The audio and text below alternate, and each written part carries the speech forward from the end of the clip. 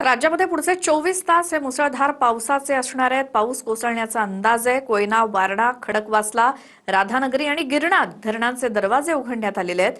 बघूयात। कोयना धरण क्षेत्रात कोसळणाऱ्या मुसळधार पावसामुळे धरणातून कोयना नदीपात्रात पाण्याचा विसर्ग वाढवण्यात येणार आहे। रात्री 10 वाजता कोयना धरणाचे 6 दरवाजे 3 फुटांनी उघडण्यात येणार आहेत। 16,535 क्युसेक पाण्याचा विसर्ग कोयना नदीपात्रात होणार असल्यानं नदीकाठच्या नागरिकांना सतर्कतेचा इशारा देण्यात आलाय।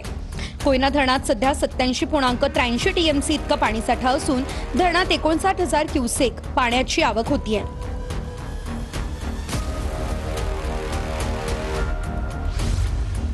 कोयना आणि वारणा धरणातून केल्या जाणाऱ्या विसर्गामुळे सांगली जिल्ह्यातल्या 2 नद्यांच्या पाणी पातळीमध्ये वाढ झाली आहे। वारणा धरणातून 7,000 क्युसेकने पाणी नदीपात्रामध्ये सोडण्यात येत आहे। त्यामुळे कृष्णा आणि वारणा नदीच्या पाणी पातळीमध्ये वाढ झाली आहे। नदीकाठच्या शेतात पाणी शिरलं त्यामुळे शेतीचंही मोठं नुकसान होत आहे।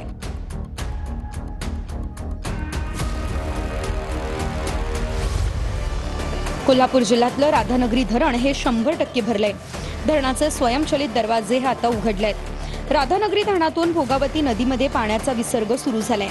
कोल्हापूर जिल्ह्यात 2 दिवसांपासून मुसळधार पाऊस कोसळतोय। जळगाव जिल्ह्यातील गिरणा धरणाचे 4 दरवाजे उघडलेत। गिरणा धरणातून 4,952 क्युसेस इतका पाण्याचा विसर्ग नदीपात्रामध्ये केला जातोय। पाणी पातळीत वाढ झाल्यानं नदीकाठच्या गावांना सतर्कतेचा इशाराही देण्यात आलाय।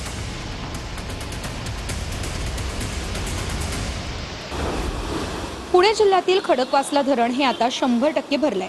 खडकवासला धरणातून 16,000 क्युसेक वेगानं पाण्याचा विसर्ग सुरू झालाय। या विसर्गामुळे मुठा नदीची पाणी पातळी वेगानं वाढली आहे। नदीकाठच्या परिसरांना सतर्कतेचा इशारा देण्यात आलाय। पुण्यातला भिडे पूल हा पाण्याखाली गेलाय। पाण्यामुळे सदर ठिकाणी एकता नगरीमध्ये पाणी भरलेले आहे। पुण्यातल्या एकता नगर परिसरामध्ये मोठ्या प्रमाणात पावसाचं पाणी साचलंय।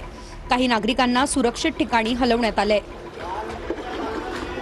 एकता नगर परिसरातला वीज पुरवठा खंडित झाल्यानं नागरिकांचे मात्र मोठ्या प्रमाणात हाल झालेत।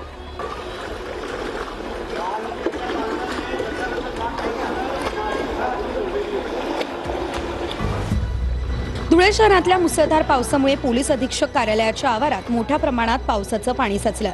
GR सिटी हायस्कूल आणि जिल्हा रुग्णालयाच्या आवारात देखील मोठ्या प्रमाणात पाणी साचलंय। पाण्याचा निचरा होत नसल्यानं गुडघाभर पाण्यातून जाण्याची वेळ कर्मचाऱ्यांवर ओढावली आहे।